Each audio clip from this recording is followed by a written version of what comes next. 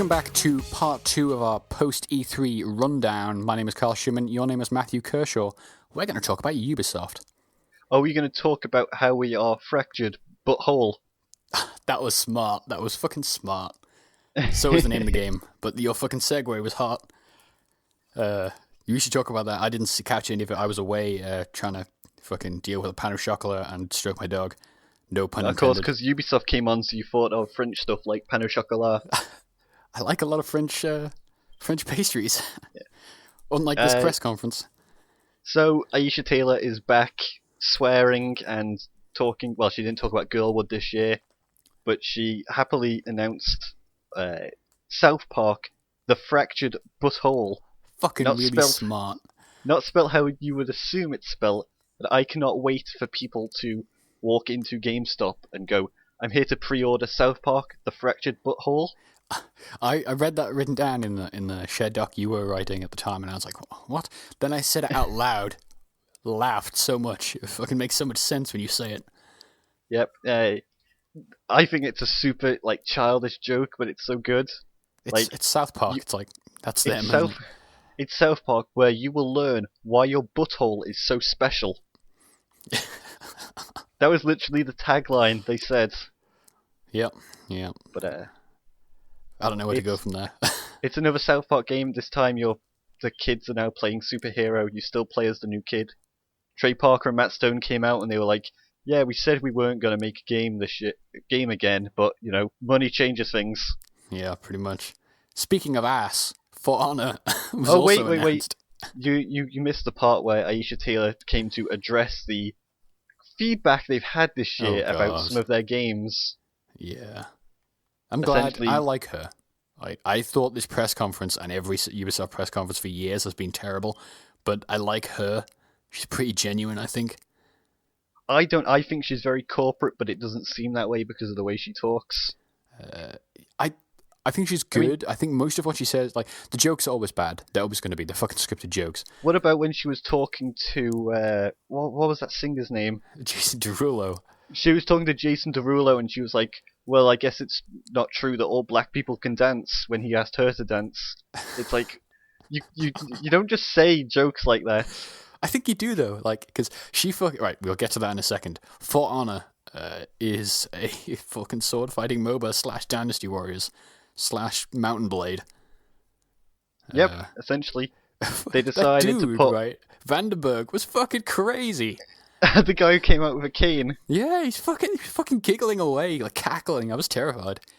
It was so good. I was cringing in my bedroom because of that. It was weird.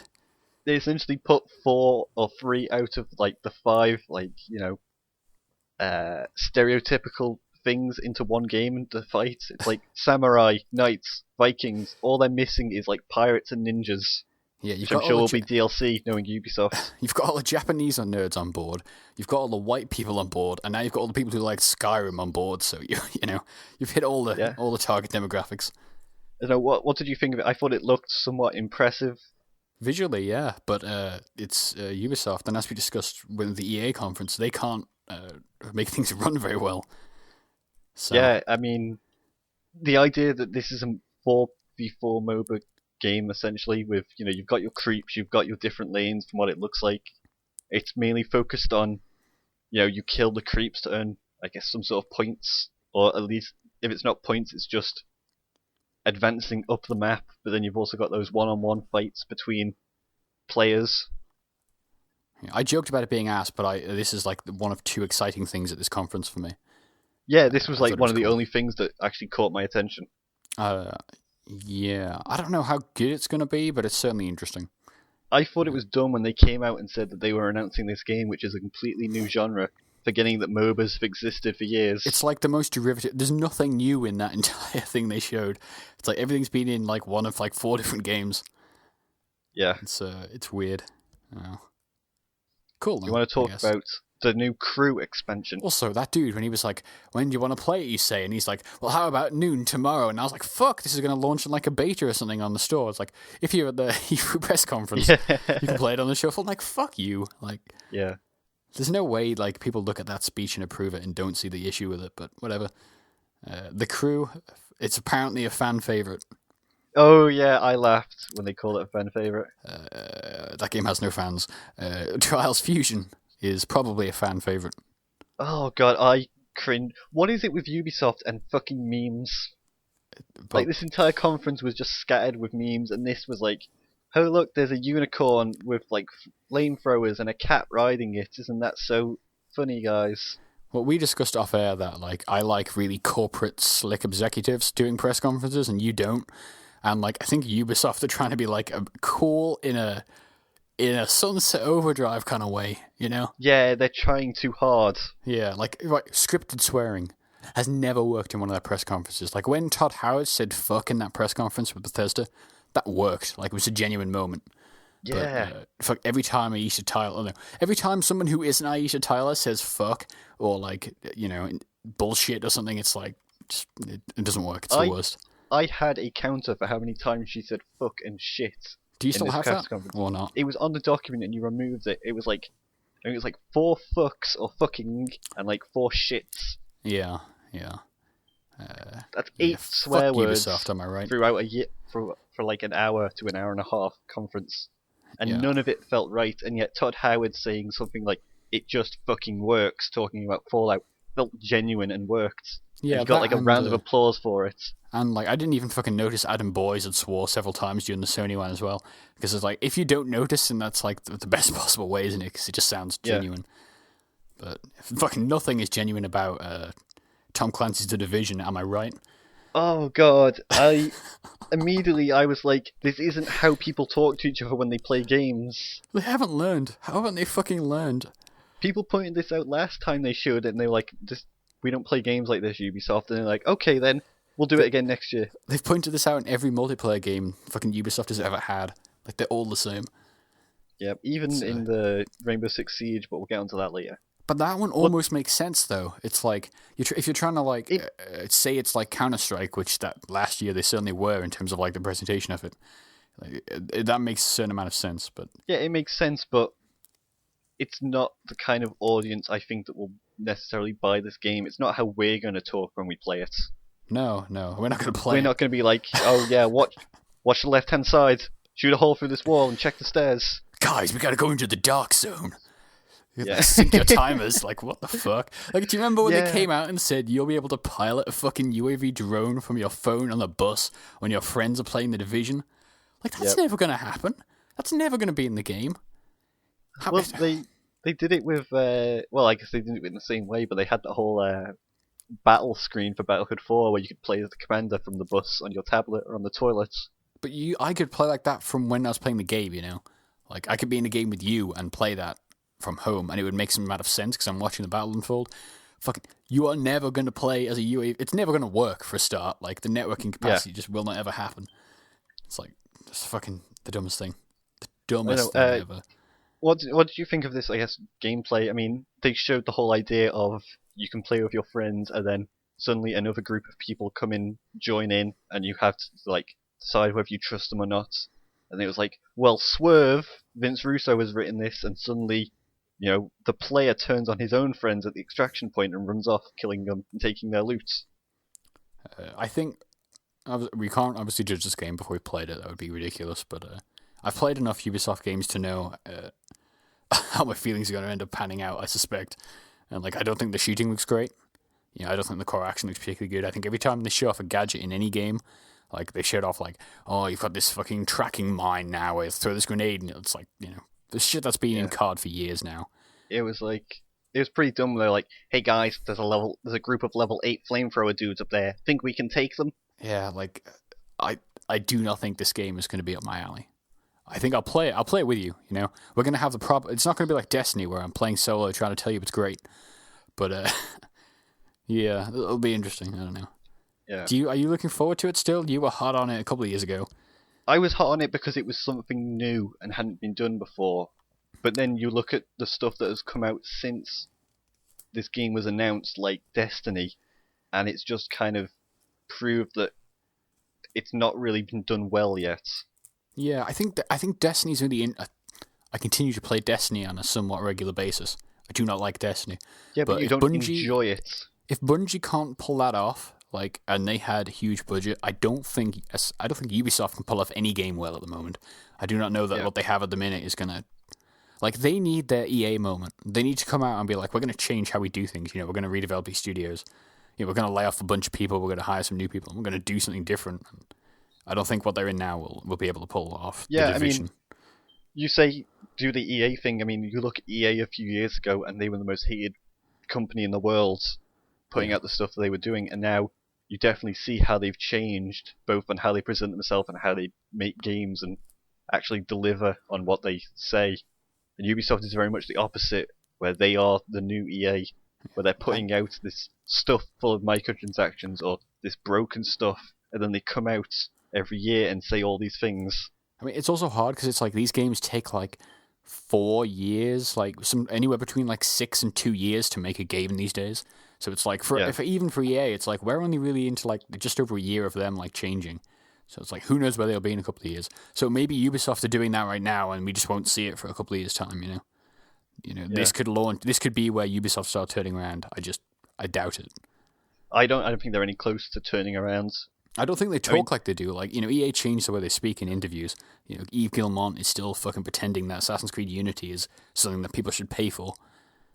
Yeah, I think the problem is Assassin's Creed, like, if they didn't focus their stuff around Assassin's Creed, which everybody knows has been broken for the past few games, and everybody has a sour attitude towards it, then they may be a little better off.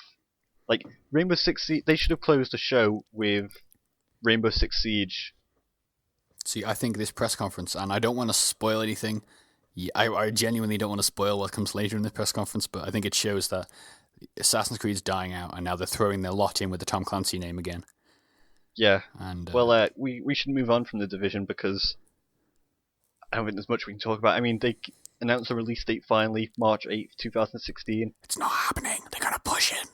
They announced a beta's coming out early next year, early 2016, and the game's releasing March 2016. It's because I think it's a marketing beta, but I think they're going to push it because there's so much coming out early 2016. Something's going to be pushed, whether it's Doom, whether it's this, like, there's too much coming out then. Yeah. Shit's got to be. I mean, it will be pushed because it does every year, but I like that there are big stuff or big games coming out around March, and then because then it gives you something to do rather than, you know, everything comes out near, you know, November, December, and then you have nothing until next November, December. I like having, you know, a 3-4 month wait, and then suddenly there are new big games coming out that you can play until November and December next year. Absolutely. I think there's too many games though.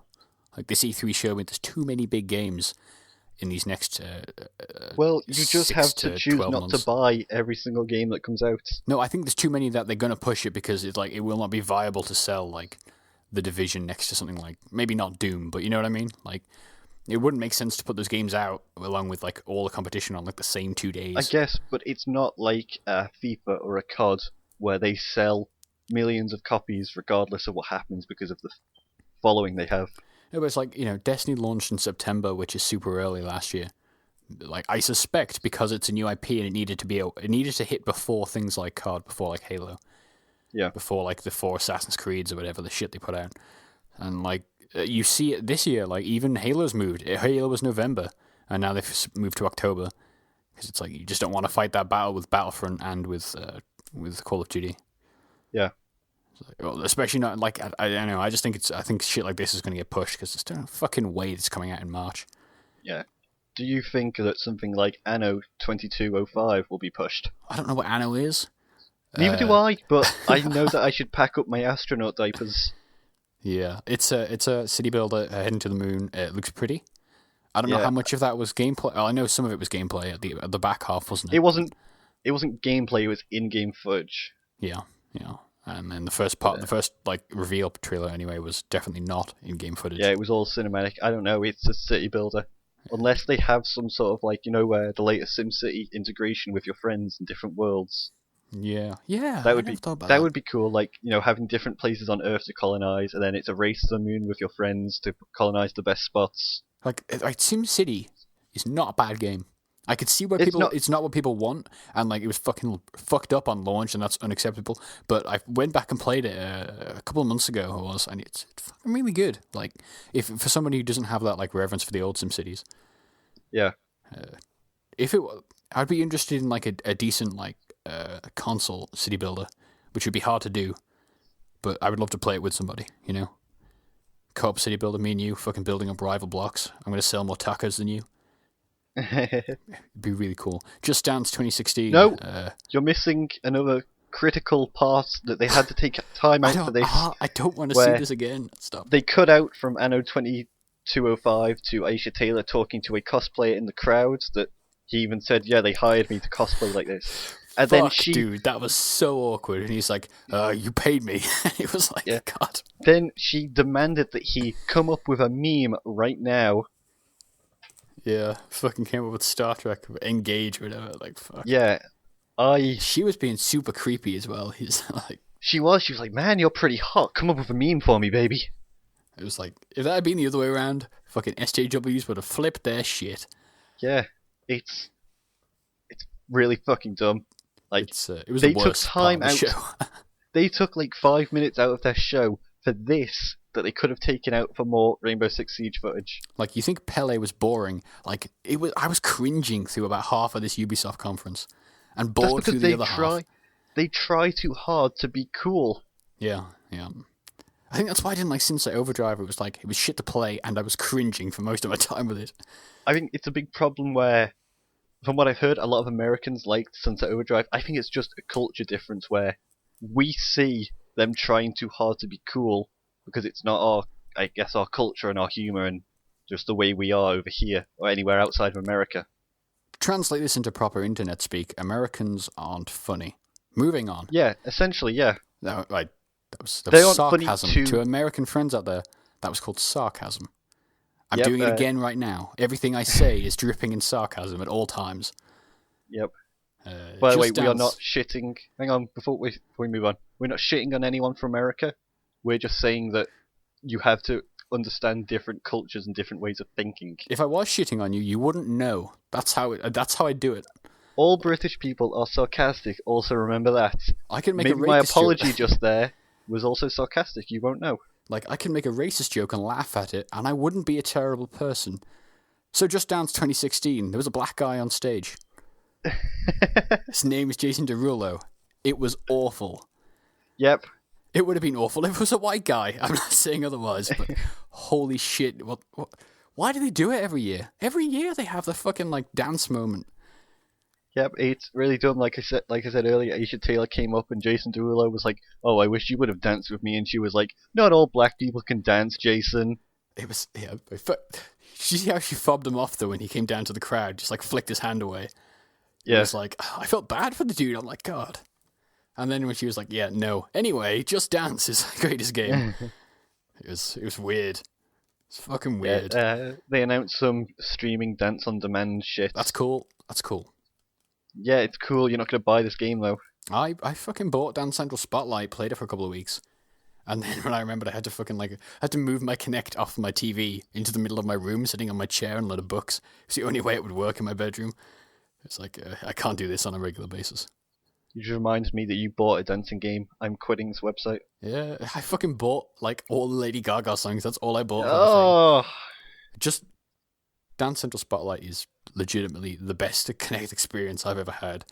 Rainbow Six Siege. Hang on. Compare this Just Dance reveal to last year's Just Dance reveal, which was better. Last year's, because I had all those random people with their phones out on stage. It was fucking insane. This year was one dude who got fobbed off twice by Aisha Tyler, and it was awkward. Yeah. And that bald dude was on stage again. I don't know why he's the cool figurehead of that company, but whatever. Yeah, this year was just awkward and cringy. Last year was just dumb and cringy. I like Harmonix because of the people. Like, I don't play Rock Band. I don't play Guitar Hero either. But like Harmonix, the Dance Central people, they used to have like John Drake, who's now at PlayStation. He's just hilarious. So like he could have pulled off that segment with style. Fucking Ubisoft just killed it. It was the worst. He was the worst. Rainbow Six Siege. It was really cool. Still, I thought. Yeah, they showed some cinematic trailer talking about the story, and then they moved straight into actual gameplay, live gameplay as well. Yeah, Terrorist Hunt. Now it's renamed to Terror Hunt, which is a move I can get behind. That sounds like some Sony exclusive game that should come out. Terror, it's like fucking indie. Like we've got Yeah. Jonathan Blow's Terror Hunt. Now he would never make a game with fun things in it. But anyway. Yeah, it's essentially, 4 or 5 players against AI trying to, I guess, disarm a bomb or rescue hostages or whatever. So, Rainbow Six Siege on the Xbox One is coming packed in with a free copy using the Xbox compatibility, backwards compatibility of That's cool. Vegas and Vegas 2, which are excellent games. We didn't mention during the Microsoft conference that Todd Howard said that Fallout 3 would be included with Fallout 4. That's a bad game. The backwards compatibility. That's a bad game. Yeah, it is, but it's another game. When you get bored of Fallout 4, go play Fallout 3, which is worse. And then you'll realise that Fallout 4 is better. We hope Fallout 4 is better, we should say. It's like, judging by what they've shown, it certainly can't be fucking worse. But like Vegas 2, Don't believe his lies. Vegas 2 is a great fucking. There's a lot of weird shit in Vegas. Right, that was the era when I loved Ubisoft because all their games were like fucked up in different ways. Like in Vegas, using the headset, your dude's mouth would talk in game when in multiplayers. Like the mouth would move, it would flap like an anime character. It was fucking dumb, but like that's the kind of shit I love. That's in every game now. I get, yeah, it is now, but this was like back. This is like, you know, this was the first game I bought on the 360. This was Ubisoft in that generation, I guess, were actually innovative. You look at what they've done for open world with like Assassin's Creed 2. Assassin's Creed 2 was great. It was everything afterwards. That was the problem. Yeah. Well, no, Brotherhood was great, good. but yeah. But then it was year 3 of that, year 4 of that. Like, you know, they just have it. They're trying to do the Activision thing, but Activision like I feel like every year we say, "Oh, Call of Duty's really changing," and they have done that really, with the exception of like Modern Warfare 3 and Ghosts. But yeah, Ubisoft just don't have that. Yeah. Have that. What do you think about Rainbow Six Siege? Because I have to buy it because it's a Rainbow Six game. I will have to buy it to play with you. I think it looks super interesting. I think it's going to be a very cool experience, especially the competitive stuff from what they showed last year at E3. Yeah, I literally care about Terrorist Hunt. Like, well, you know, I prefer co-op experiences to competitive. Yeah, I really enjoyed Rainbow Six Vegas 2. Yep. I played a lot of it with my brother. Did you break your disc for that? Yeah, the disc is all. It's not even my disc; it's my brother's, but it's all scratched up, so I can't play it again. If that's on offer, I'll have to get you a copy and play some on some live video or something. It'll be I fucking love like I used to be competitive in that game, but Trackmania Turbo is a different beast entirely. Checkpoints. Did you like my? Right. So as we were getting towards these press conferences, like some games you've written quite a lot on because they showed quite a bit. We could talk about it, and other things like Trackmania Turbo is like, what am I going to write about this? It's a fucking racing game with some dumb dudes on stage. So, you should check out the write-ups on GameDropZone.com. They are www.GameDropZone.com. Don't forget the www. It's inspired. Yeah, Checkpoint. Trackmania Turbo is coming to consoles. Over 200 tracks, split screen, which is cool. Current generation consoles and PC. Yeah. Checkpoint.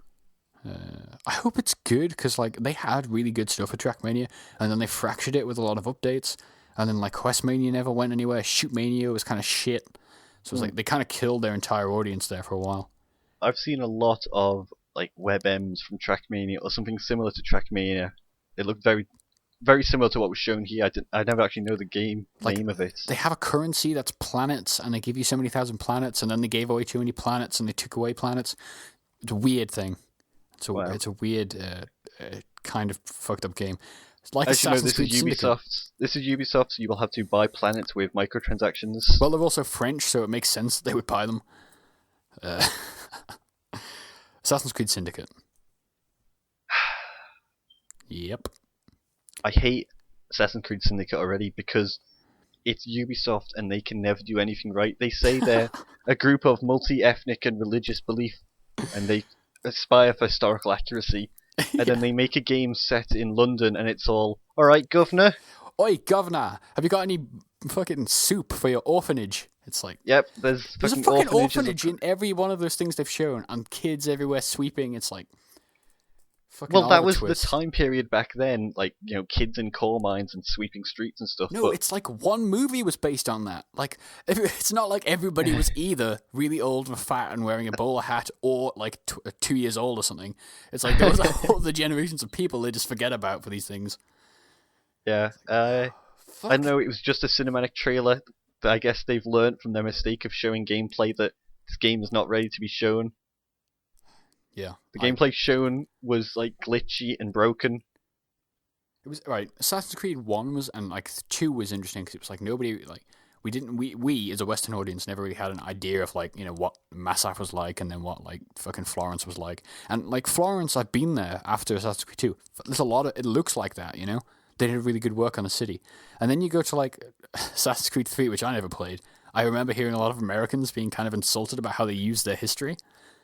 I don't know if that's Wow. something you picked up about, but these are critics, so I mean, whatever, they talk shit all the time. But then playing Unity, when I was insulted at how they treated France, like I fucking cannot wait to get my hands on the British one, which is obviously the one I'll know best. Yeah, Fuck, dude. I think it's so dumb. You look at everything they've done in that game, and I'm sure everybody outside of people in the UK will find it alright, but the way they're treating London isn't right. No, it's not. It's like the way they're treating the accents. Like I cannot. Well, you remember my outrage at the part where they had American people or Canadian people speaking English, let's say, in France, and then shouting "Zut alors" in the middle of a sentence. It was like, Yeah. fucking. And then this one is just filled with like super over. Nobody in Britain, I guess people back then spoke like that, I guess. Maybe. Not every other word was "oi," governor. You like. Yeah, fucking, that it wasn't filled with like big burly street gangs on every corner. I mean, nowadays it's very different. It's like chavs going to pull knives on you for your fucking fags or whatever. Fags being Yep. cigarettes. Don't take that the wrong way. Yep. I never should have said that on X. Like outside of like Britain, nobody will get that. Well, that's like the same word. Like the word faggot means a bundle of sticks. Yeah, but to me, it's just cigarettes. Like, Yeah. People have to understand that words mean different things in different places. You weren't insulting gay people there. no, I was not. But I'm pretty sure gay people will feel insulted by Tom Clancy's Ghost Recon Wildlands. Wait, let me get. Why would they be insulted by Tom Clancy's Ghost Recon Wildlands? There's logic behind that. I'd rather not go into it on the microphone. But Tom Clancy's Wildlands is the Division, not in a city. That is all I have to say on the matter. Moving on. Yeah, pretty much. I mean, it was a surprise. I'd never heard of this before. It looked cool. It looked just like the Division, only outside of a city. Yep. With a buggy and like a bike. It kind of looked like they were going for like a Just Cause sort of feel, but not the over-the-top fun aspect. Just the explore the worlds sort of aspect. It's a fucking Ghost Recon game, Ghost Recon was always about open spaces, attacking scenarios from different points. Like Future Soldier was different because it was more campaign driven, but like the older ones were very much about here. You're just in this environment now. You can attack this castle however many ways you want, sort of thing. It's just one of them. It just looks visually indistinct from every other Ubisoft game. Yeah, I don't know. I'm looking forward to hearing more about this. It's never coming out. That's a good point. Moving on to Sony. Sony. How did you enjoy staying up till 3, 4 a.m. to watch this? We were doing write-ups between each of these press conferences, and I didn't sleep more than like 4 hours the night before, so it was like I was dying. I had a flask of coffee in my room because I didn't want to disturb anyone else in the house. It was I never felt so shitty in my life. Well, not in recent years anyway. Yeah. It was. I planned to switch between watching Raw and watching Sony, and in the end, I gave up on Sony. I mean, gave up on Raw and just watched Sony. Yeah, I don't want to hyperbolize, but this kind of blew me away in a way. Like, it was not because the games mattered to me, but because it was not what I was expecting. Like, I thought for certain COD was going to open this show because it's fucking Call of Duty opens a press conference. They opened with Last Guardian. Like, I don't know anything about those previous games, but that demo was really good. Yeah, I mean, we spoke a bit about this before the podcast, and I explained how I don't necessarily know anything about the games that were shown or have any sort of interest in them, but I understand No. that it's very important to a lot of people, and it's very shocking that stuff like The Last Guardian was shown. I'm not trying to take away the fact how big of an announcement this stuff is. It's just, if I don't seem enthusiastic about it, it's just because these games aren't for me. Yeah. A couple of years ago when we started the site, I had a really impassioned argument about how Brothers was the best game of 2013, and that never aired. But like, if you played Brothers and you enjoyed it, you'll probably get a lot out of this demo at least, because it's like really emotional, like between these two creatures, I guess. Is it? But this time, instead of being this other human that has some sort of relation to you, it's this big, hulky dog, bird, cat thing that looks very difficult to navigate. Like you saw in the trailer, it struggled to like climb up a wall, so you had to like push a log. But like, yeah, even when it was moving along, like it was clumsy in an animal ways. You know, I've got a dog, and I'm very attached to that dog, and it's like it's so much easier to become attached to and something that can't talk and like upset you. There's no way my dog can upset me. It's like I feel nothing but compassion to that sort of thing, and I think that like this game might trade on a lot of that because it's like it's not like a character where you can either love or hate. Dragon Age Inquisition, right? Really well written characters because there's some I hated and there's some I loved, and other people will hate and love different characters and stuff. But in this, it's like you're just gonna, unless you're going out to deliberately feel nothing, and you're gonna be like, you know, like when people go to horror movies and they're like, I'm not gonna be scared, and then of course they're not scared because they've hardened themselves. But it's like, I think this is gonna be like, there's gonna be genuine connection just because it's like that compassion angle, which a lot of games don't deal with. I've never felt that way. Like I've never had a pet that I felt that way about. Like I had cats when I was younger, but I don't remember anything about them because I was so young. Yeah. I've got a cat now, and it doesn't do anything other than, you know, sleep and eat, and occasionally come into my room to look at my wardrobe and then leave. Like I've never had that emotional. I'll never have, if I play this game, I'll never have the sort of attachment that like you will have, for example. Yeah. But you might do with this thing. Like it might just be an maybe if it's done well. Like I said, I haven't played the previous whatever was before Last Guardian. You're the most emotional person I know. You will get something out of The Last Guardian if you were to play it. I'm pretty confident. You would fucking love the Brothers if you'd played it. Probably, yeah. Like, I feel no emotion, and that really moved me. I get emotion from games that shouldn't get emotion from. I get emotion from music, and like that's it. Like, and I cringe a lot, which is terrible. It's it's why I can't listen to a lot of podcasts, including our own. You should edit the 2 posty-free ones then. Fuck you. It's podcasts are yours now. I'll only deal with videos when I can do it all in the waveforms. What do you mean now? I've always done podcasts. I used to do the wrestling one though. You did one. I did like several. You did one. I did multiple. I did like the first 3 because then I lost all the intros and had to remake it again for when you took over. Hence, it's slightly different. It doesn't have the flashbang noise because I can't find that audio sample. Anyway, after this demo, which I was like fucking holding my breath multiple points during this demo, which was insane. It was a fucking demo of a video game at a press conference. But anyway, like Shuhei Yoshida came out and he was fucking really happy to announce that game, I guess. Yeah. And like that's basically his only role in this conference was to say how happy he was to finally announce this game and then introduce the next fucking game, which is insane. Are you talking perhaps about Horizon? Horizon Zero Dawn. Holy fuck.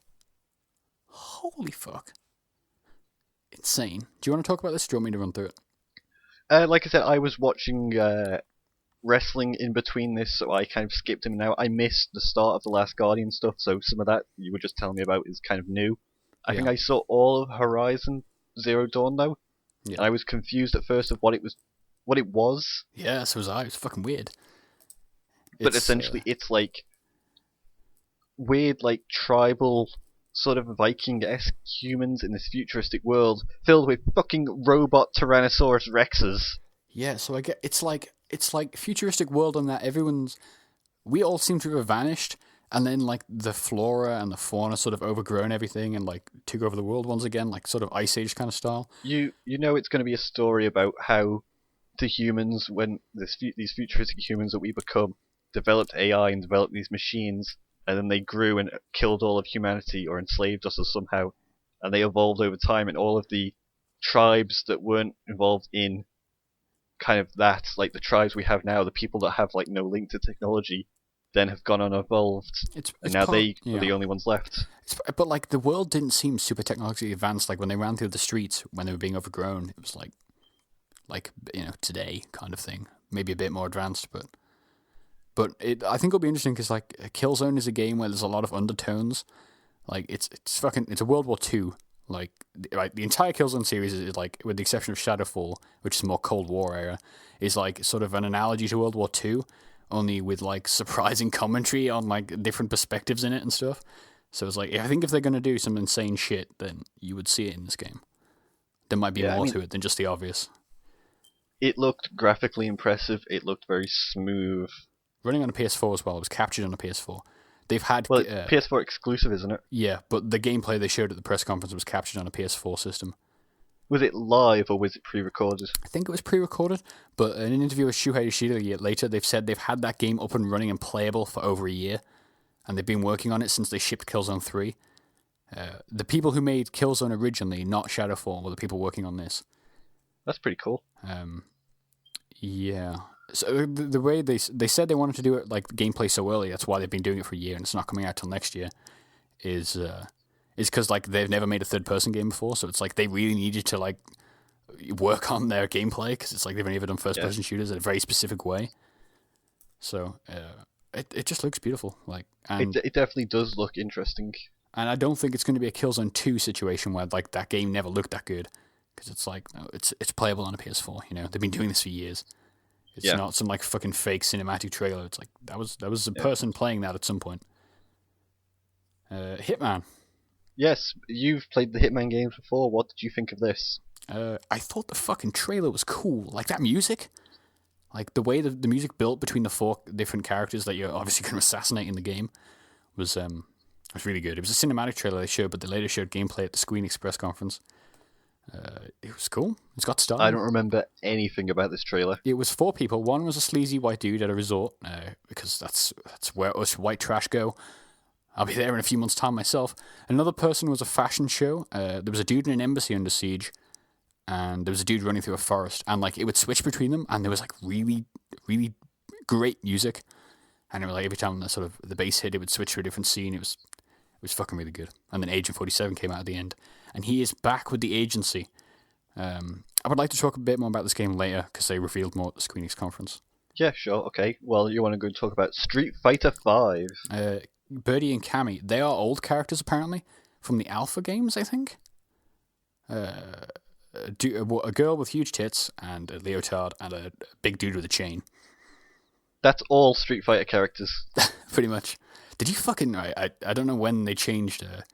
Chun-Li's always had big thighs, but holy shit, her thighs are huge. I've seen a video of her on the loading screen fighting another woman, and it's just solid 10 seconds of her breasts jiggling back and forth before it freezes. It's not Tekken though, it's like Tekken's like Boob City. Not Tekken, sorry. What's it called, the volleyball game? Dead or Alive. Dead or Alive is just Boob City. Like their fucking last game shipped with wet discs. Like they had water effect on it. They're gross in that great kind of Japanese way, but Street Fighter's just big boys and girls just hammering on each other. Yep. So that was cool. Before people say that's sexist, you look at the guys in there. They are not what real human males look like. They are over-sexualized to fuck as well. I don't play Dead or Alive because I'm out there for the wet dudes on the beaches. I don't have an interest in the girls with big tits with the volleyballs. So it's until you get a fighting game like that, I'm not going to play them. Which is why Persona 4 Arena was great, because the main character has got swishy hair. He's a twink. Anyway, moving on to a game that you are excited about, No Man's Sky. Let me tell you about his legs. He looks great in a skirt. No Man's Sky continues to be slightly weird. They showed some more gameplay. They finally showed gameplay. They've showed gameplay all along, but they talked about it this time, didn't they? They were like, I guess this is the first gameplay I've seen of it. I knew nothing about this game, and I didn't understand why you were hyped for it. Now I kind of do. This was all stuff they talked about. It's like this. None of this was new. It was just new for a press conference stage. It was, they've talked about the sort of minerals and stuff. They talked about the scanning on the planets for the different beacons, points of interest. Like they've been pretty transparent 100% of the way. It's just people seem to ignore shit, and some of it's like.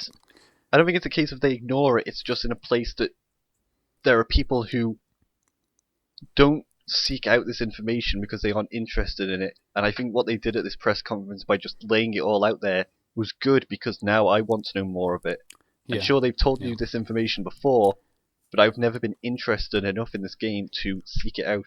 You're totally right, because like a lot of my early information was from a Game Informer, which is a subscription, So it's like even that was out there, but it's like I'm not going to publish stuff from a Game Informer article, because it's like you should go and pay and see that shit. That's the whole. That's like exposing their business model line, isn't it?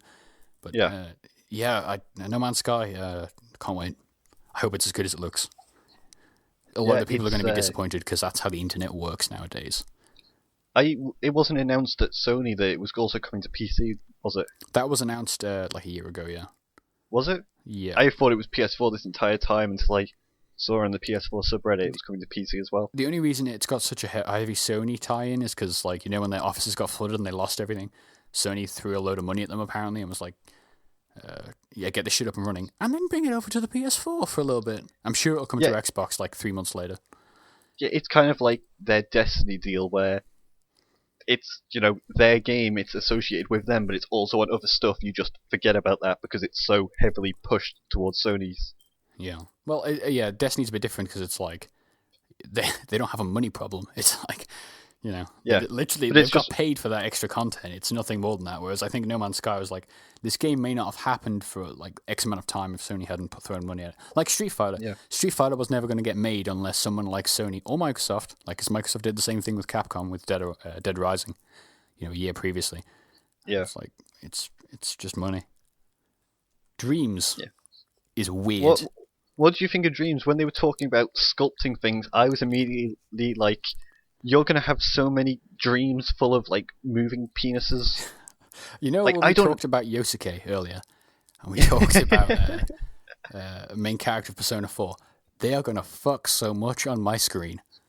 I don't understand what this is, because you sculpt something and you can take tools and resources from other people that they have built and shared, but then it looks like you just make static things with like this clay sort of stuff. So how does it move? How do you get stuff to have intelligence? They teased this apparently like years ago, like at the PS4 announcement. It was part of that, which I never realized. But I know they said that you like puppet it with your controller and move it about. This is what Media Molecule Main has been working on for years now. Like aside from like the last, basically, I think it was from the last Little Big Planet. Like Tearaway was a side, super small team. So it's unfolded, and this is what they've been working on. It's like a full creation suite of like animation software, but they're making it work on a controller in a way that humans can use. In a way that humans can use. Yeah, so it's like you can make a game, or you can make movies, or you can just make like assets, basically. But it's like it's coaxed in a way that it's like I could pick it up and theoretically make something animate without having to learn anything. Is the idea. And it's also for like creatives, like an artist might want to do it because they don't want to know how to use the tools. Like, an old style. Like my mother paints a lot. She's never going to be able to paint on a drawing pad on a computer. So it's like that kind of thing. Like, how do we make these things fit those tools? And from what they've been saying about it is they want to like they're introducing it now formally, and then like it's a while off, but it's like they're trying to like demo these tools in a way that people understand because it's fucking so insane when you think about it.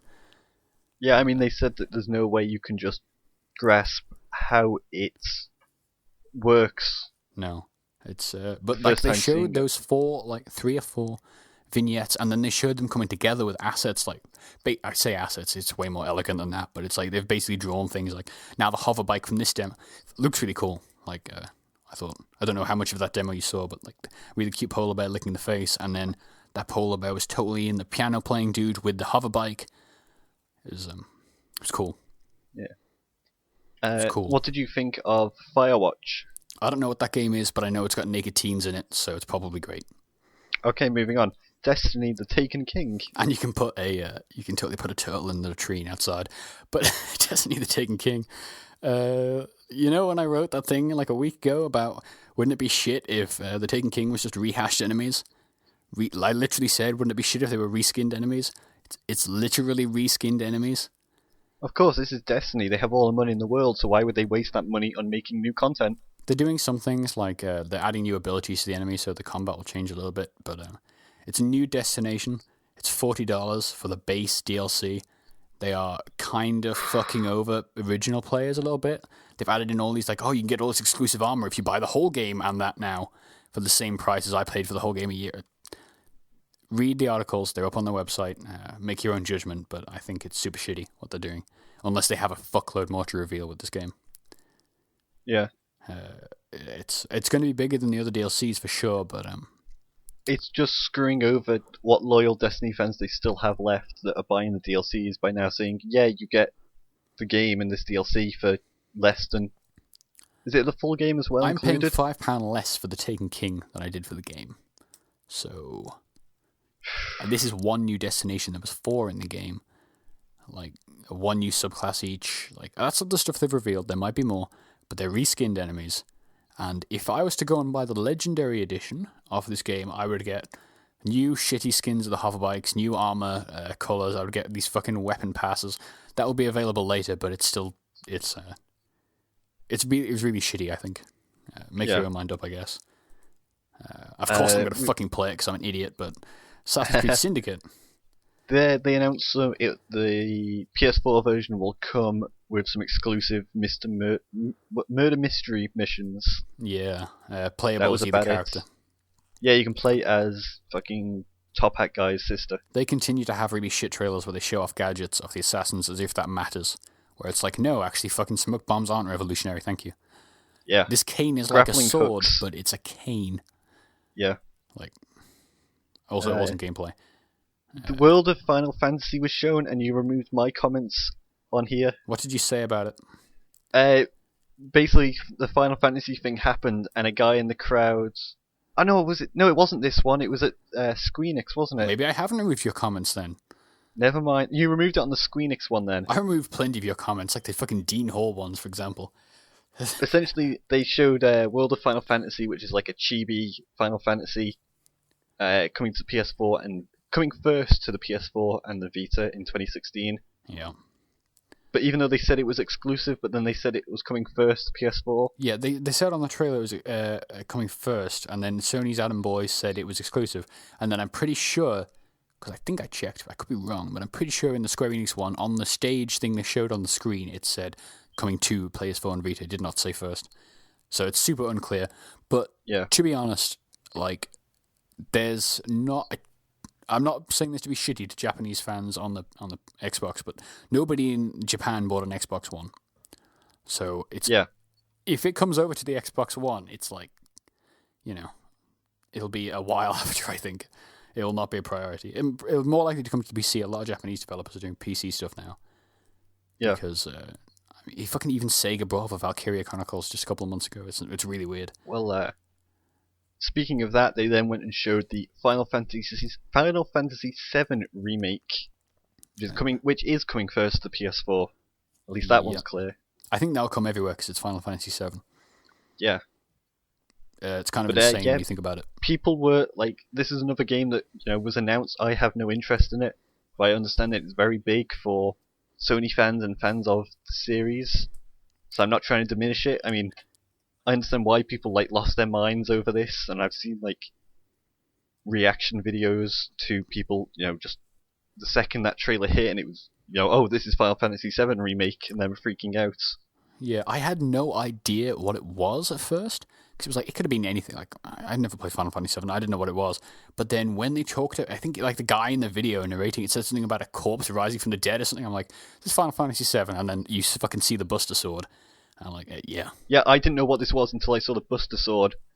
And then even then I was like, is this Kingdom Hearts? Like, I didn't know what it was until I looked at that was Twitter. Not a Keyblade. That was like completely different. Again, I don't know anything about this stuff, but... I'm super excited because there's like super awkward gay scenes in this thing, so I can't wait. I've heard people that they want to see those scenes. Isn't it like raped, not raped, but implied like rape in a bathtub? Like, cannot wait to see that. Like, I don't... This is a cinematic trailer, I'm pretty sure. But if this looks like fucking Final Fantasy 15, the boys club game, cannot wait. Cannot wait. Then Devolver Digital came out and showed a load of shit. By shit, I mean indie games whose name I can't remember. Yep.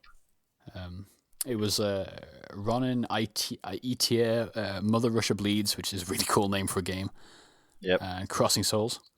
I honestly have never seen any of those games. I Yeah, did at the show, obviously, but I do not They remember will what all they were. make their console debut on PS4. There's no news if it's coming to the Xbox or Wii U.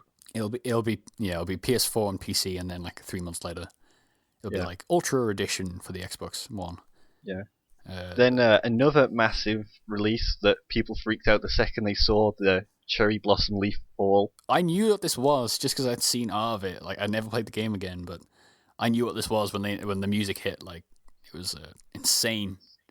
Again, this is another thing people freaked out over. I understand it's very important to people. The Shenmue. How do you pronounce it? Shenmue. Shenmue. It's everyone calls it Shenmue, including the people on stage. So Okay, Shenmue. Shenmue. Shenmue Fuck! 3. I just drew up It's my got. leg. God It damn has what it hit the 2 million goal on Kickstarter already. Yeah, from what I understand, it was the fastest funding game and the fastest amount of money, and it broke Kickstarter for some amount of time. It was by the time I wrote up my notes, I woke up in the morning to write up the roundup, and by the time I was checked, then it had already funded. So I was like, God damn it! Well, that's always good. It's nice to see games that people want being funded. It was over 3 I think million, and like 3 hours later, it was insane. Yeah, I think Kickstarter's a very good thing. Like the whole Mega Man thing where they made Mighty Number 9. It's like, and even their Ukulele. There's games that people want, and Kickstarter's a good way to do that. There's mystery backers they won't talk about, and people are kind of like fucked about that. But I don't think it matters. Like, like they've been pretty transparent. Everyone on Kickstarter is pretty transparent. It's like a lot of these games are, they ask for money, and then if they get that money, then it's like there's that much fan interest. Other investor will throw that much. Sony, for example, might be throwing multiple millions at this thing, just because like the fan interest is there and stuff, which wouldn't surprise me. Someone is, but they haven't announced who it is. The problem is, like, I want to talk about this with the Nintendo thing, with the whole Metroid thing. It's like the internet fans are not necessarily the biggest consumer market for it. So yeah, the internet fans that are watching E3, putting lots of money into it because they're interested in this, but it doesn't mean the general public will also be super interested in it.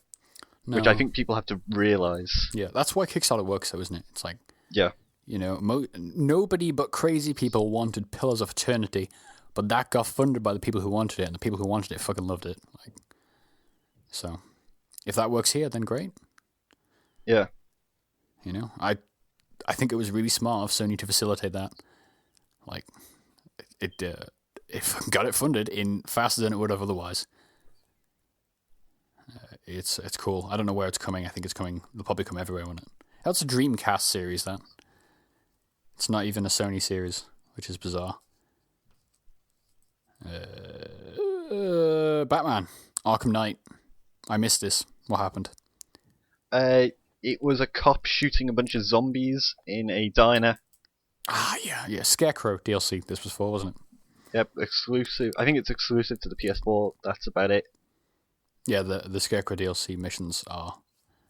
Project Morpheus got a quick montage announcing a game called Riggs, which is a 3 versus 3 shooter from one of the Guerrilla Studios, Guerrilla Cambridge. Yeah, it's a mech game using VR, which sounds cool. Mech multiplayer game, yeah. It's I like that they didn't stick on Morpheus too much, because like it would not demo particularly well, I don't think. Yeah, I don't think it's that time yet. I'm happy they didn't talk about Morpheus much, because we're almost an hour in, and I don't want to spend like 20 minutes just talking about Morpheus when we still have 2 more conferences to go. Don't worry, there's not a ton to talk about in at least one of those conferences. That's and it's not the one you're thinking of, dear listener. It's not that one. But the Morpheus. I think I suspect like Paris maybe they're definitely doing a big press conference at Paris. They're not doing a big showing at Gamescom. But they haven't said they're doing another PlayStation experience, but it went really well. So I wonder if they'll do it there. They'll be like, all you fans at the PlayStation experience, go get a Morpheus. Like, go do those demos, and that's like the only way they're going to sell it, isn't it? Because like seeing is believing with that shit. That's what I expect to see. Call of Duty Black Ops 3. You talked to me about this. They showed what I guess we feared, where it doesn't look like there's necessarily a campaign. It's more just you're put into this big area that looks like an arena, and you're thrown waves of enemies. Yeah, pretty much. And it wasn't a good gameplay. I was super hyped for this game, and now I'm just kind of like, eh. Did you check out my post on a little look at what we know about Black Ops 3 so far? Went up on No, the I've website not this seen morning. that yet. Just you should read it because it's got valid information in there, and I've fucking like condensed it down and added a bit of my own commentary. Where can I read this, Kyle? That's www.GameDropZone.com. Hit the news tab. We don't have a lot of news outside of E3, so you'll find it pretty quick. Yep. There's some screenshots in there. Those screenshots are colourful and hot.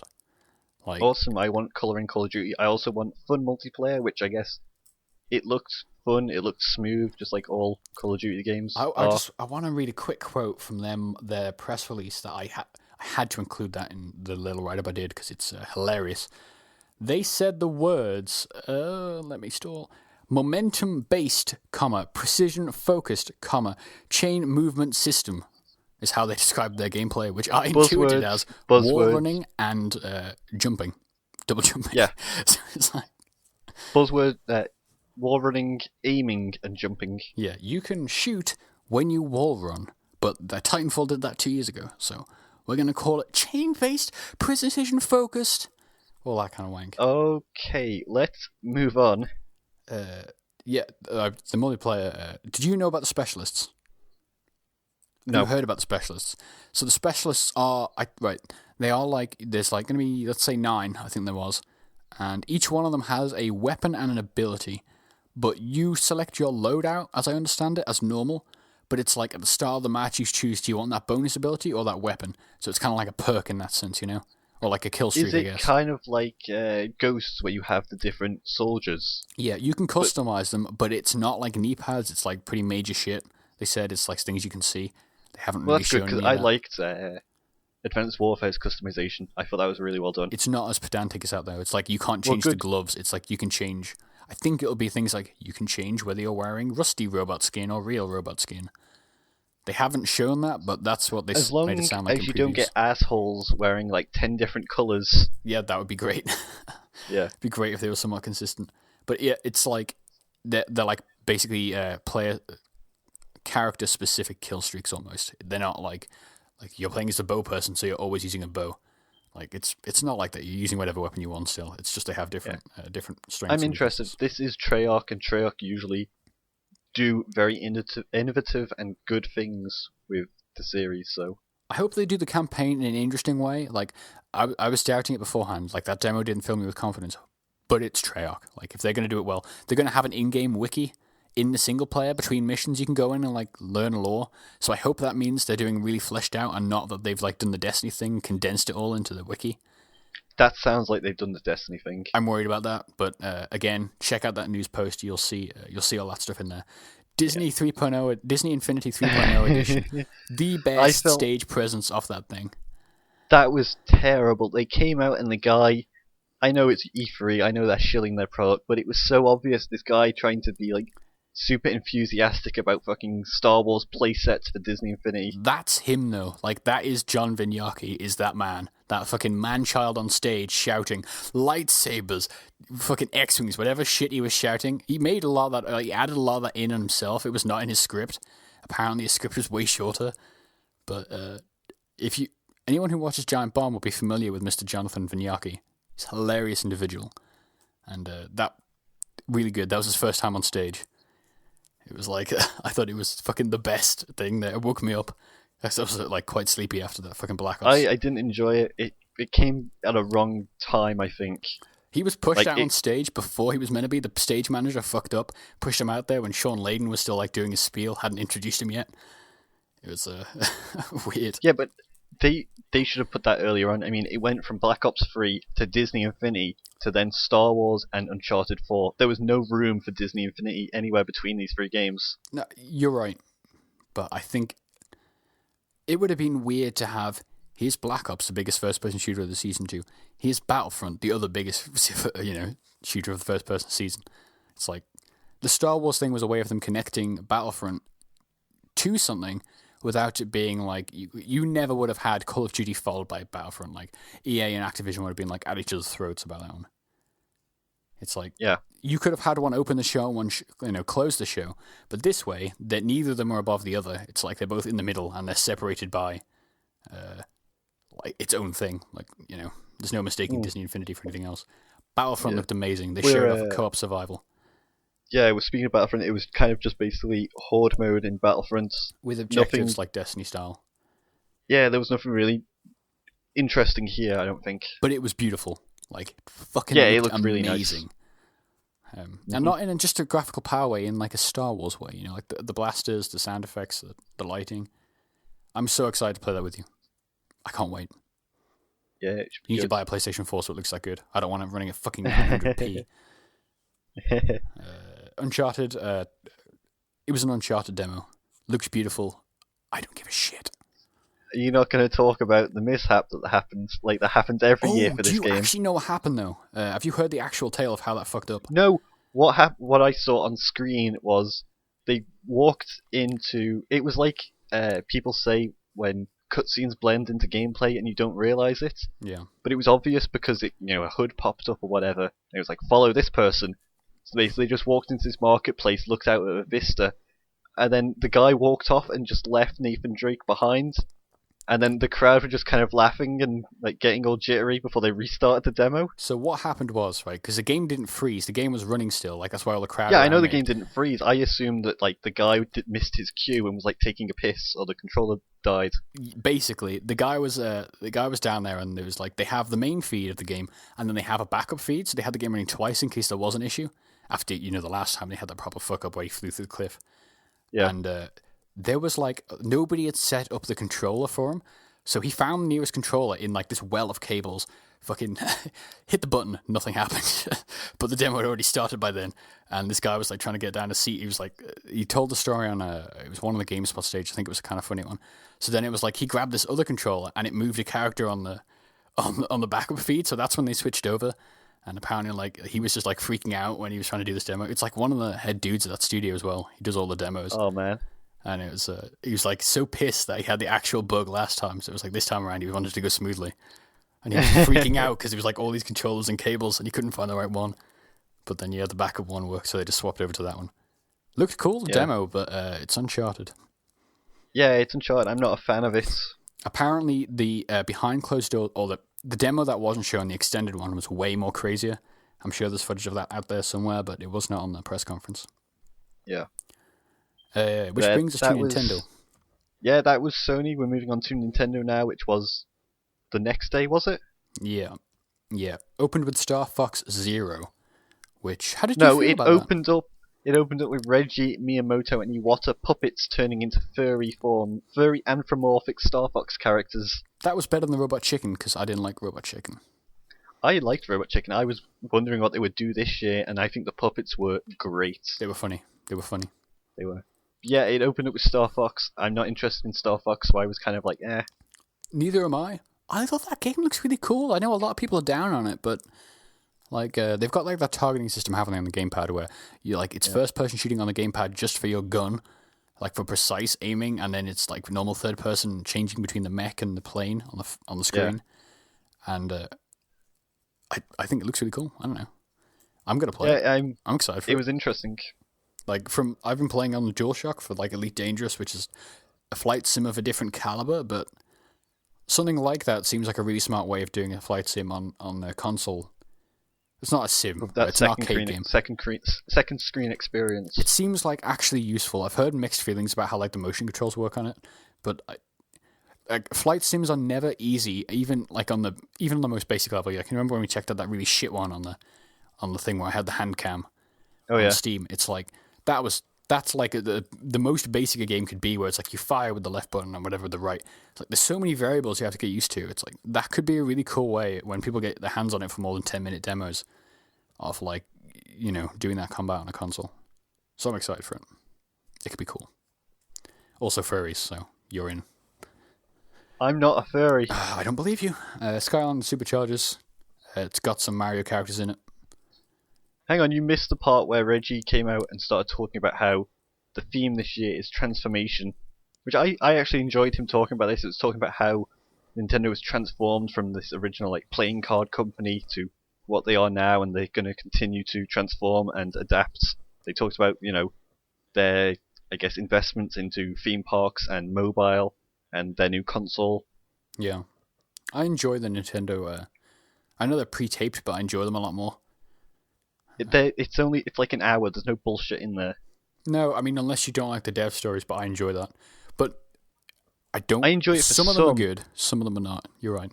Like the whole thing with Miyamoto talking about the inspiration for the Star Fox series. That was interesting. I love that, yeah, with like the arcs and like it sounds really dumb, but when you actually think about it from a design perspective, it's like he just wants people to want to fly through shit, and like that's a low level a lot of people don't think about when designing a game, or if they think about it, they don't pull it off in a way where it's like that's a really cool discussion to have. Yeah, it's like, and he had it again with some of the Mario Maker stuff later on, which I thought was interesting. And I've no interest in Mario. Yeah, I have an interest in Miyamoto though, so I enjoyed it. Yeah, he's clearly really smart, you know. Yeah, I thought it was a bit sad seeing him, and he's got grey hairs now. I know he's not. I know dead, he's but he's not.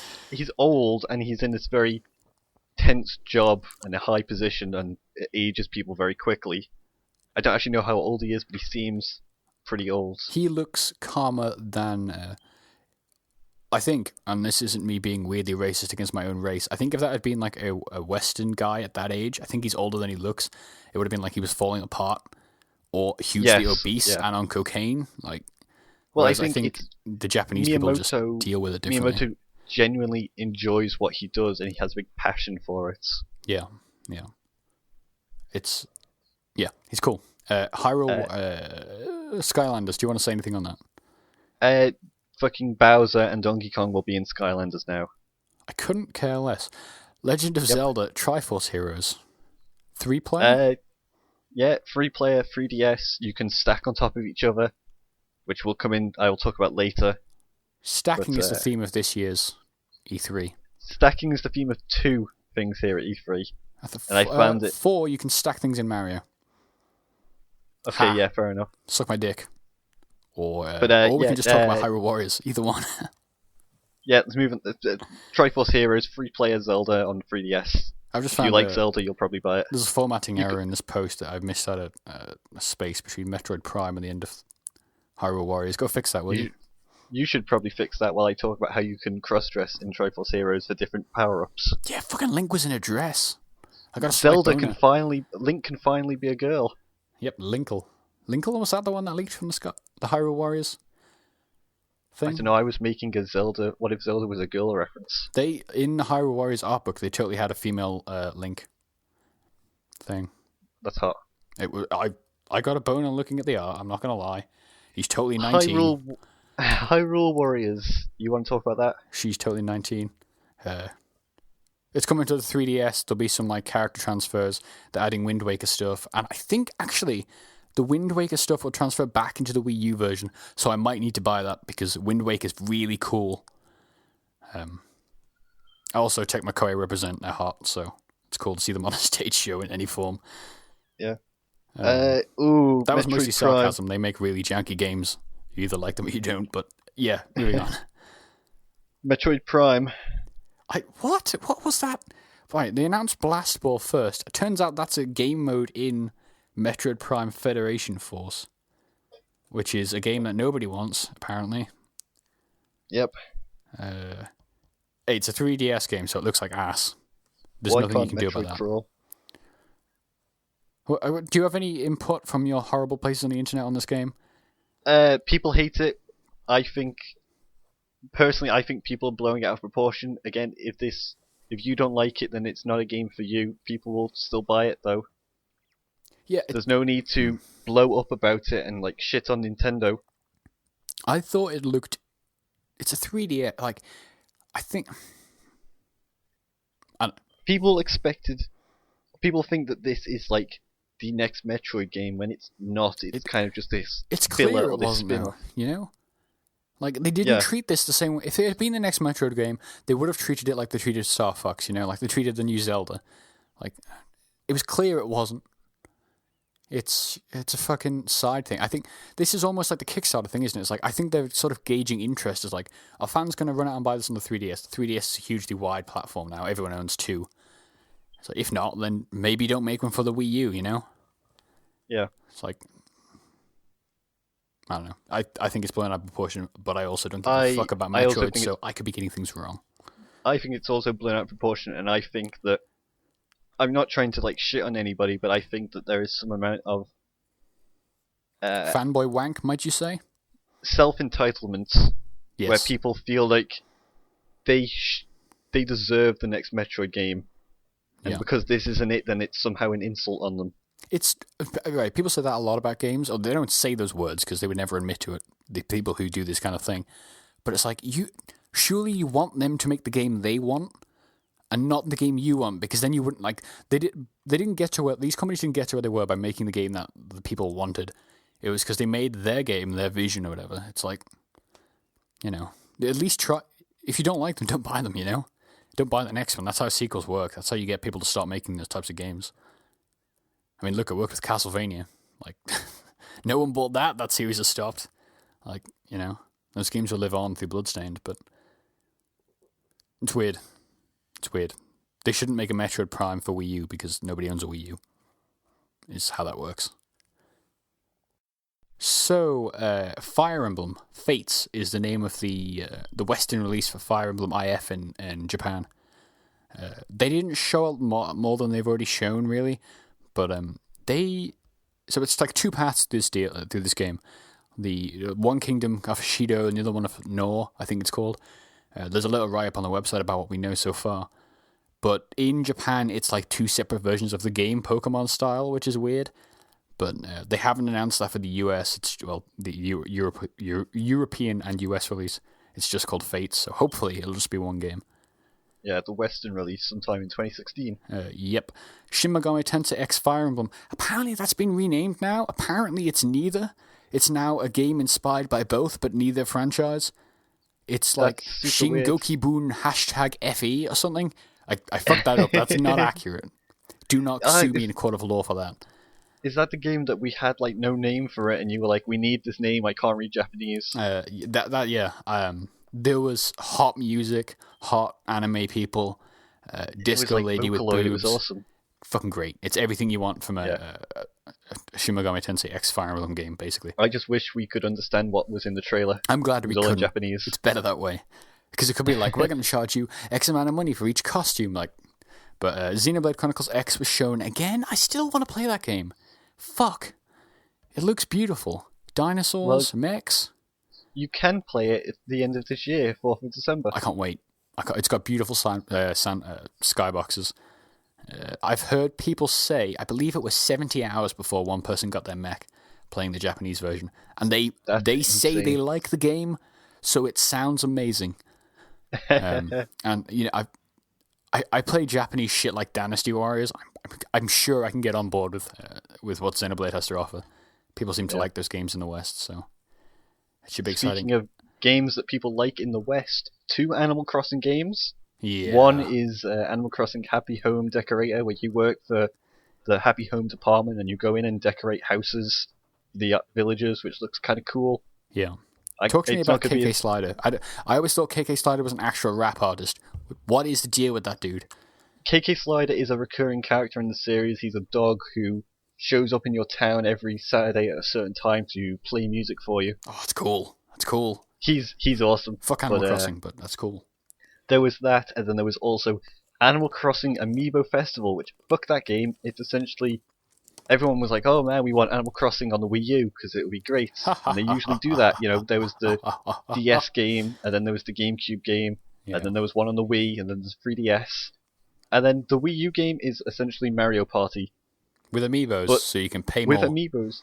No, you buy the game, and then you have... Every person who plays has to have an amiibo. So it's a $120 game. Well, I don't want to take my Squid amiibo out, so we can only play with 4 people. You can only play with Animal Crossing amiibos. We can play with nobody.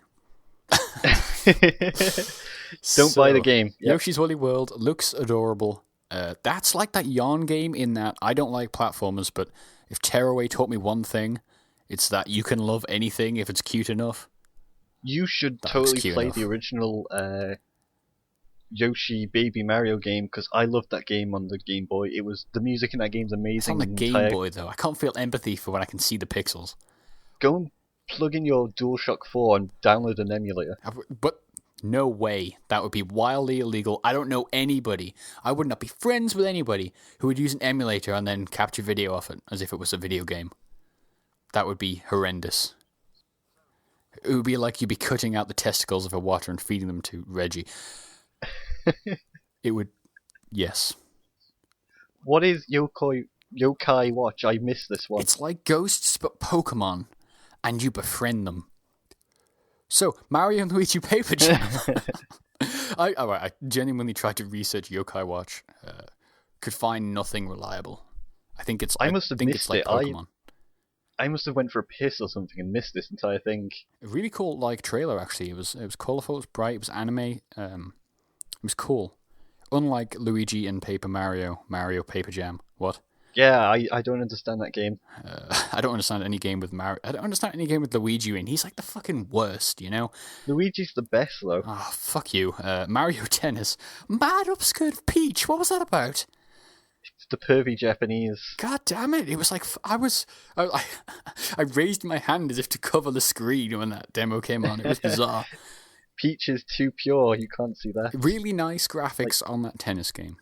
Why are they making a tennis game when they're not making a new football game? Because Mario Super Smash Football, or whatever it was called, was awesome. Well, and I want a new one. You know, they can't compete with FIFA and PES, because like PES can't even compete with FIFA, so it's like, you know. Then again, is there a FIFA? There's almost certainly no FIFA game on the Wii U. No, the market's way too probably small. Not. It was on PS2, but no Wii U. Yeah, would not surprise me. Super Mario Maker looks cool. Looks way better than it did last year. A lot more stuff in there. You can stack things. There's like different rule sets, physics and stuff. Different versions of the game, like, you know, 3D version, it'll original. Be cool, I guess, but I don't see the point in it. The most interesting thing about this was the developer diary with Miyamoto talking about them designing the original game, and like how the first level is essentially a tutorial, and how like, oh yeah, you hit this block and the mushroom comes out and you don't know if it's an enemy because it looks like the Goombas, but then when you touch it you grow big and you learn that this is a power-up. Just super smart things like, we're going to have these two rocks you have to jump over. In the first one, there's a floor, and the second one, there's a hole. So you've already learned how to jump over these fucking rocks. So when you get to the next one, the hole, it's like you can't be frustrated that the game hasn't told you what to do. Like, basic cognitive shit. It's yeah, I wish more games had this kind of tutorial aspect to it where it doesn't feel like it's forcing it on you. Yeah, it's like a natural... It's just like good user experience. It's something that like a lot of people snuff at, and it's like when you hear a game coming more accessible, everyone thinks it's dumbed down. It's like that's not what it is at all. It's shit like this, It's how do you get people to intuit things instead of having to teach them. And, yeah, it was really interesting. A little bit of game lesson there, I guess. Yeah. Are you going to pick this up? I might. All right. I've always wanted to play. Well, I say ever since I bought a Wii U, I always wanted to play a Mario game because like people love them, and but you hate it. I hated the fanboyism around it, and then I bought a Wii U, and then I played Zelda, and I'm like, I get this. Like it looks from the outside in, it's like this fucking like green guy for kids, but like when you're playing it, it's like no, this is adorable. Nintendo does something that nobody else does. And I would love to see if that holds true for Mario. So maybe this is the one.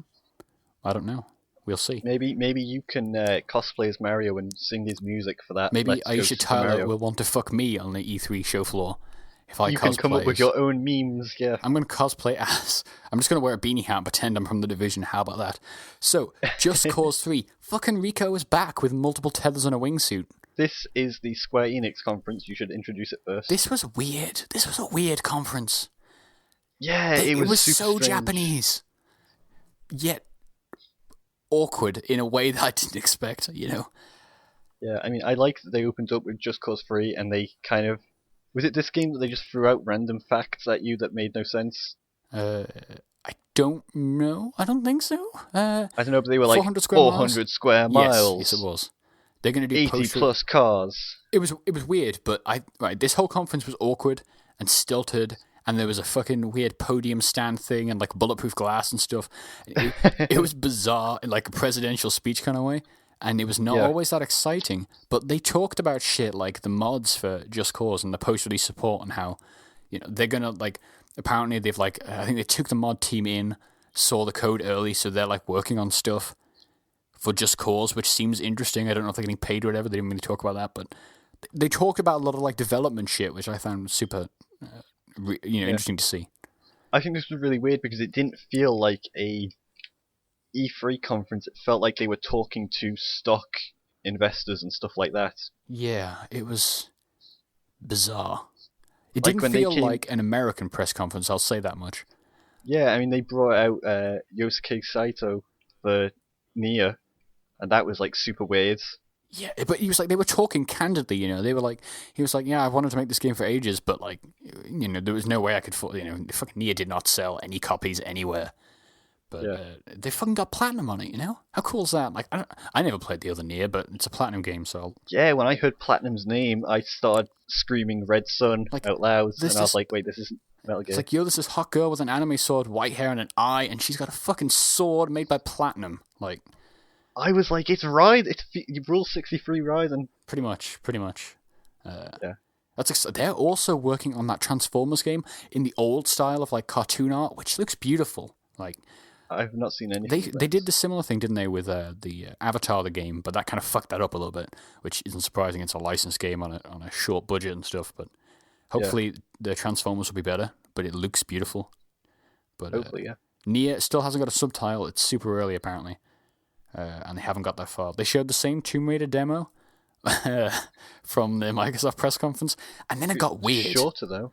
And then it got weird. Yeah, it was just the montage from the end with the different locations. How did it get weird? They brought out Crystal Dynamics has a weird history with how they portray Lara and talk about her, and they were like, "Oh, our new techs allowed us to experience emotion like you've never had before," and they zoom in on her face and like the pores in her skin. I'm like, no, this isn't.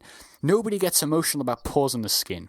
Like, don't be crazy. Yeah. They're like talking about, oh, the old bone tech wasn't like moving enough, and now like her face kind of jiggles in a funky way. I'm like, it's impressive, but it's like, they're doing the old Quantic Dream thing of talking about like polygons for emotion. It's like, it's better than talking about making her look like 12 for emotion, I guess. But Yeah. they threw a lot of brown stuff on her, threw a lot of red stuff on her, threw a lot of green stuff, a lot of white stuff on her.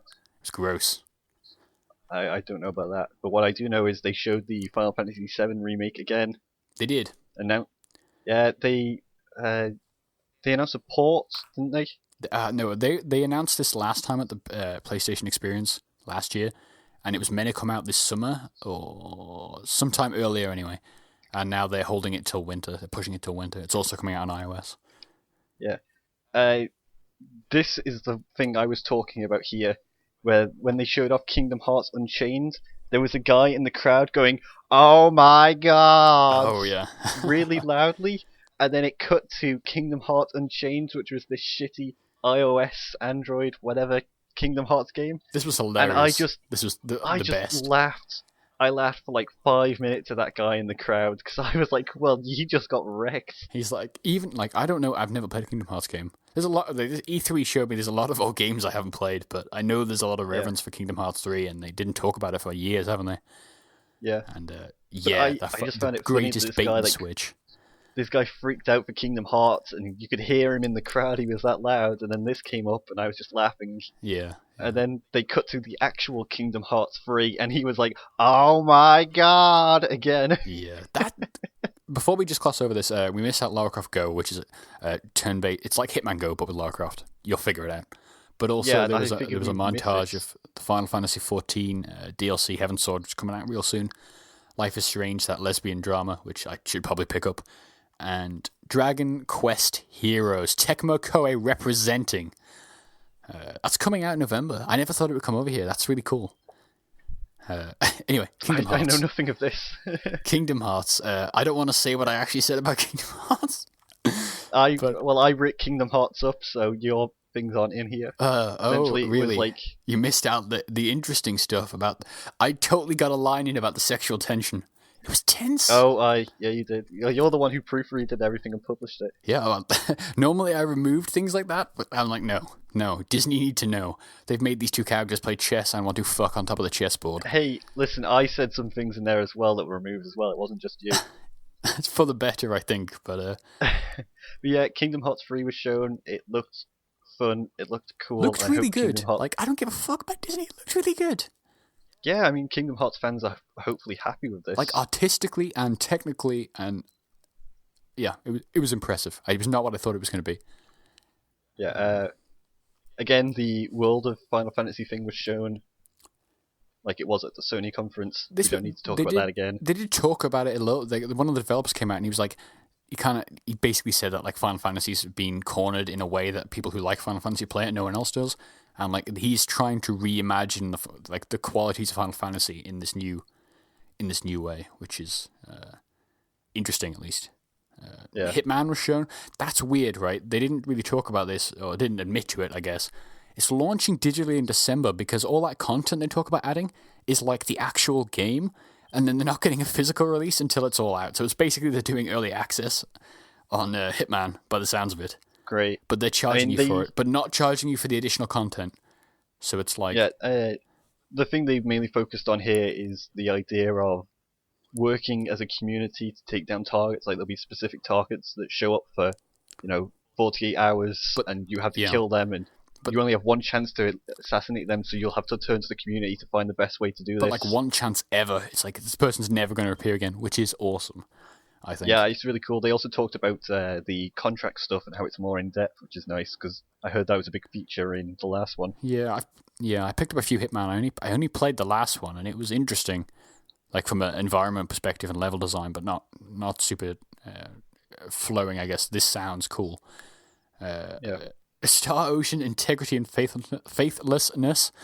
You did not believe that this was the actual name. I was reading a developer blog because this game interests me in a way that I don't know why, but like the way that there's things about it that I love, like the way they presented it with the time travel and stuff. And the whole thing here was seamless gameplay, seamless cutscenes, seamless world. Like they're trying to get rid of some of the jank basically in JRPGs. This is a Japanese This is a JRPG. There will be jank. Yeah, but like when that guy came out, that guy felt genuine. He's like, we know this shit's fucked up and hasn't really evolved in years. We're trying to get rid of some of that. And then in the blog, I assume it was the same guy. It was one of the developers on the Square Enix blog. They totally just referred to it as Star Ocean brackets Faithlessness or whatever brackets 5. So it's like even they're using the shorthand. It's so awesome. But let's not beat around the bush. My enthusiasm for weird Japanese shit can wait because we have Deus Ex and Mankind Divided. Go wild. There wasn't anything really new shown here. That's a letdown. I was like building it up there. Well, no, I can talk enthusiastically about it. I mean, we know more about the story now. Unfortunately, I watched this on Twitch, and so the second that they mentioned that the Illuminati would be involved, the entire chat broke out with Illuminati macros, and I was like, fuck you, and then I hid the chat again. Yeah, I just kept I accidentally flicked the chat up for part of this, and it was like everyone just slagging off how slow it was. I'm like, fuck you. Yeah, it's their first year. It's cancerous. But anyway, I really love the Deus Ex story. I think this is really cool, the idea that these augmented people are now living in like ghettos and they're like subhuman. It's really, really cool. There was gameplay there which I thought looked disappointing. Like the way I've not seen any of the gameplay. It was hoodless, but it was in that trailer of like them just shooting at people. Right, yeah. I thought it was I thought it looked disappointing visually. I got annoyed at that because Deus Ex it hasn't always been a stealth game, but it's kind of been an action RPG that favors stealth. Yes. You can, even in the original Deus Ex, you can run and gun in it. You can in Human Revolution. I don't care about Invisible War, so I'm sure you can do it in this as well, but there's always an element of stealth in there that's much more rewarding than just shooting everybody. So there was an interview I watched with a creative director on it, I want to say, basically that title, and he was talking about how they're trying to make the stealth more stealthy, and like they're trying to make everything more exaggerated. So like Human Revolution was like you can stealth and then shoot, but the shooting was shit. Like the action was not good. So they're trying to make the action just better to play, and like the stealth better to play, and then like obviously he didn't talk about specifics for the boss fights, but he's like, yo, we know we fucked that shit up. Like we're not going to make those mistakes again. Like Human Revolution was a whole new thing. They fixed it in the director's cut when they made the boss fights like you didn't have to just kill them, you could do other things to defeat them. Yeah. And I hope they've learned from that. I mean, the problem is they remade Human Revolution as like this new rebirth of the franchise, and then they kind of forgot what made Deus Ex special, Yeah. and then they kind of fixed that with the director's cut. Yeah. So I hope they take it into consideration here. I get that, but it's a thing where you don't understand. Like, it's so easy to be like, well, like, you know, I think Destiny's fucked up, for example. But until you hear like the actual developers talk about why it is the way it is, like to hear this guy talk, he was like, "We're fucking making a new Deus Ex, which is like the super old thing that people have memories of," and then they had to make it in a modern day on a console because it's not going to sell on PC.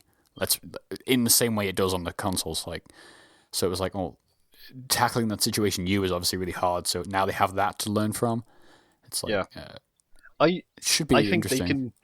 they can meet the expectations of a Deus Ex game. I mean, Deus Ex is always praised for its story and just the whole world built around it, and they can do that again. Yeah.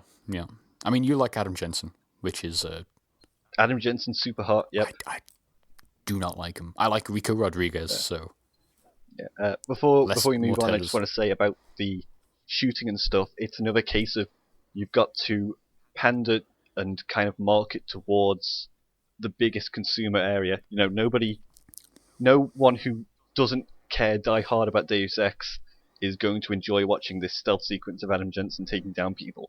Yes, but if you show him blowing people up and killing them, like they did with Human Revolution, and Human Revolution was a great game. You could stealth all the way through that game. Like they did with every stealth game on E3 ever. Like yeah, even like Thief. You can't not shoot explosions because that's hot. Like, and also like, I like shooting things. I don't like stealth. I'm not a core consumer either, so it's like, you know, it worked on me. I guess I just thought it looked visually. It looked kind of muddy. I don't know if it was just the stream I was watching. Did you get any of that? I was watching on Twitch and it looked alright. I was watching the GameSpot feed, not on GameSpot, but it just looked like, well, we're out of the cinematic now, so he has to really kind of low res and grungy was the way I would describe it, which is maybe just the feed I was watching. It might have just been like lag or something, but I was upset to hear it's coming out in early 2016 because it's not. It's going to be pushed because everything else is coming out in early 2016. I would like it to come out this year because this would easily be on my Game of the Year list along with like the Phantom Pain and Fallout 4. I don't think you can launch this with Fallout in the same time period, so I don't think it can come out this year. They can't launch it against Mass Effect at the end of next year, so it's either coming out like summer or they will launch at spring, like they said. Yeah, it's unfortunate that this is kind of like they're fighting for the spots, but I would rather the game comes out. Games, isn't it? Like, yeah, I'd rather the game comes out and it be polished and exactly what the developers want.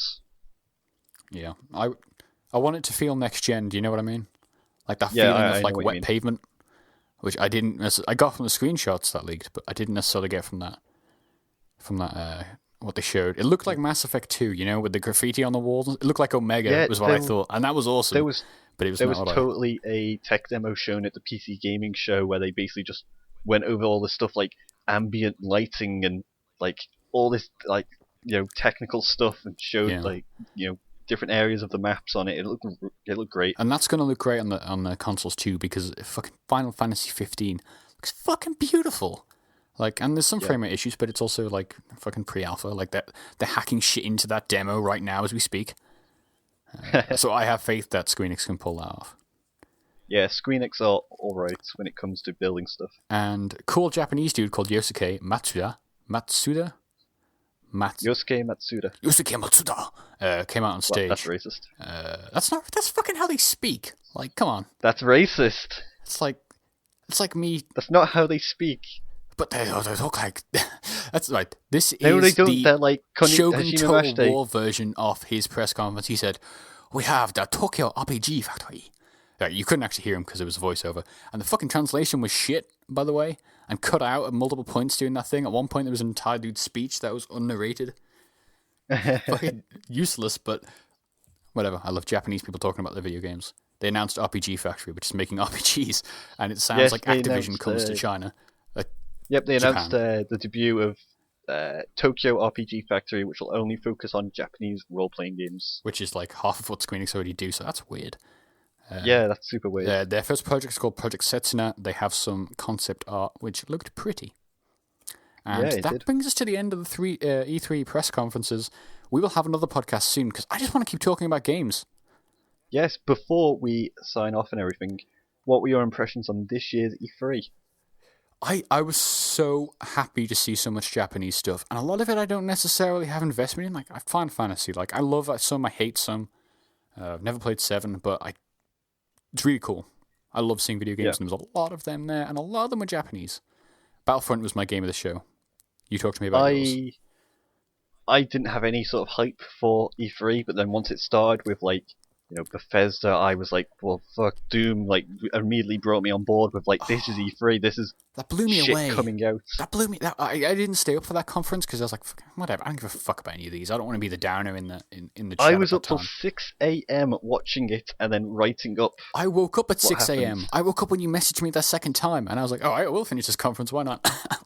I just woken up then. But yeah. So what was your favorite games there? My favorite games that Doom blew me away. Yep. I think Fallout 4. I was already hyped for it from the reveal of it. I get that. But then the stuff they showed just, blew me away. I think the best thing for me is the Xbox backwards compatibility. Yeah. Because I think we can play Yu-Gi-Oh without having to fucking turn our Xboxes on. I know you can't because that's Konami and they can never get the developers' permission because Konami are dead. Oh. Well, fuck. But I think we're never going to have fun again. Thanks, Phil Spencer. Fuck you. I think that was the biggest thing at E3 because now Sony will go and do it as well, and I want everybody to enjoy video games. I think that's one of those things, like the share play functionality, where it's like huge as a thing for people that nobody will use. Like, it's like, what do you want about? I am replaying Mass Effect 1 on the Xbox One right now. Nobody, like, it's a feel good thing though. It's like, I'm never gonna play that shit. I don't like the Xbox One controller, so if I'm gonna play that stuff, I'm gonna plug in my 360 and play it in style with my squeaky trigger. Yeah, that's a good point. Yep. I think it's really big. I would rather play those old games on PC, with the exception of a few exclusives. Yeah, I think that's big, and I think that. Yeah, I think that news is big, and I also think that the games shown at Sony is also massive. I think it's like wish fulfillment, and they're not our wishes, but I was fucking excited, really exciting E3. I think even the Square Enix one was kind of like a lot of talking, but a lot of interesting talking. I went back and watched some of it. Like, I was so impressed with Star Ocean. I don't know what it was about. Well, I know what it was about that game, but it was really cool. Fucking Battlefront, dude. It's kind of fucking Battlefront. Yeah, Battlefront. It's kind of bittersweet that this E3 was pretty good, and now it's over. Yeah. There's a lot of games coming out in the next 2 years. There's going to be a lot of disappointment when they miss the ship dates, I think. Yeah, but it's like there's nothing like E3 for gamers. Anywhere, there's nothing like E3. No, I've avoided all the snark pretty much, so it's been really positive for me. I have seen all the snark, so it's been rough to kind of just deal with, but then it's like you take into account that this is the internet, and no matter what happens, fucking Yosei, what's his name? Shuhei Yoshida. Shuhei Yoshida could come out and be like, yeah, we here at Sony are now opening up this medical branch and we found the cure for cancer and AIDS and all this shit, and people would still complain and bitch about it. Yeah. They'd be like, well, what if I own an Xbox? Can I still get AIDS? It's like, what? You know what? Before we get into weird executive porn, I think we should end it there. It's been a really fantastic show. You made some interesting comments about Reggie and Miyamoto that I'd never want to air. Oh, Reggie just gargling on Bill Trinan's cock. We will see you on the next episode of the Dropcast. Good night.